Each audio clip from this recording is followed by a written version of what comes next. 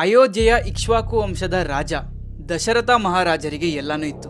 ದೊಡ್ಡ ರಾಜ್ಯ ಇತ್ತು, ಸಂಪತ್ತಿತ್ತು, ಶತ್ರುಗಳು ಇರಲಿಲ್ಲ. ಬಟ್ ಒಂದು ಕೊರಗಿತ್ತು, ಅವರಿಗೆ ಮಕ್ಕಳಿಲ್ಲ ಅನ್ನೋ ಕೊರಗು ಅವ್ರನ್ನ ಕಾಡ್ತಾ ಇತ್ತು. ನನ್ನ ಈ ವಾಲ್ಮೀಕಿ ರಾಮಾಯಣದ ಡೇ 2. ದಶರಥ ಮಹಾರಾಜರಿಗೆ ಮಕ್ಕಳಿರ್ಲಿಲ್ಲ. ಸೊ ಅದರಿಂದನೇ ಅವರು ಋಷಿಗಳ ಸಲಹೆ ತಗೊಂತಾರೆ. ಸೊ ಋಷಿಗಳ ಸಲಹೆ ಪ್ರಕಾರನೇ ಅವರು ಅಶ್ವಮೇಧ ಯಾಗನ ನಡೆಸ್ತಾರೆ. ಅದಾದ್ಮೇಲೆ ಇನ್ನೊಂದು ಹಂತ, ಪುತ್ರ ಕಾಮೇಷ್ಟಿ ಯಾಗನ ನಡೆಸ್ತಾರೆ. ಆ ಯಾಗ ನಡೀತಾ ಇರ್ಬೇಕಂದ್ರೇನೆ ಆ ಬೆಂಕಿಯಿಂದನೇ ಒಬ್ಬ ದಿವ್ಯವಾದ ಪುರುಷ ಪ್ರತ್ಯಕ್ಷ ಆಗ್ತಾನೆ. ಆ ದಿವ್ಯವಾದ ಪುರುಷನ ಕೈಯಲ್ಲಿ ಒಂದು ಚಿನ್ನದ ಪಾತ್ರೆ ಇರುತ್ತೆ. ಆ ಪಾತ್ರೆ ಒಳಗಡೆ ದಿವ್ಯವಾದ ಪಾಯಸ ಇರುತ್ತೆ. ಸೊ ಆ ಪಾಯಸನ ದಶರಥ ಮಹಾರಾಜರಿಗೆ ಕೊಟ್ಟು ಅದನ್ನ ನಿನ್ನ ರಾಣಿಯರಿಗೆ ಕೊಡು ಅಂತ ಹೇಳ್ತಾರೆ.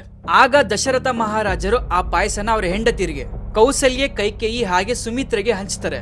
ಸೊ ಹೀಗೆ ಕಾಲ ಕಳೀತಾ ಇದ್ದಂಗೆ ಅವರಿಗೆ ಮಕ್ಕಳು ಕೂಡ ಆಗ್ತಾರೆ. ಕೌಸಲ್ಯಗೆ ರಾಮ ಹುಡ್ತಾರೆ, ಕೈಕೇಯಿಗೆ ಭರತ ಹುಡ್ತಾರೆ, ಅದಾದ್ಮೇಲೆ ಸುಮಿತ್ರೆಗೆ ಲಕ್ಷ್ಮಣ ಹಾಗೂ ಶತ್ರುಘ್ನ ಹುಡ್ತಾರೆ. ಅಯೋಧ್ಯೆಯಲ್ಲಿ ಸಂತೋಷದ ಕಾಲ ಮತ್ತೆ ಹುಟ್ಟು ಬರುತ್ತೆ. ಬಟ್ ಇಲ್ಲಿ ರಾಮಾಯಣದ ನಿಜವಾದ ದೊಡ್ಡ ಕತೆ ಇನ್ನು ಶುರುವಾಗಿರ್ಲಿಲ್ಲ.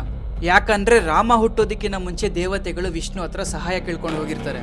ಬಟ್ ಯಾವ ವಿಷಯಕ್ಕೋಸ್ಕರ ಸಹಾಯ ಕೇಳ್ಕೊಂಡು ಹೋಗಿರ್ತಾರೆ?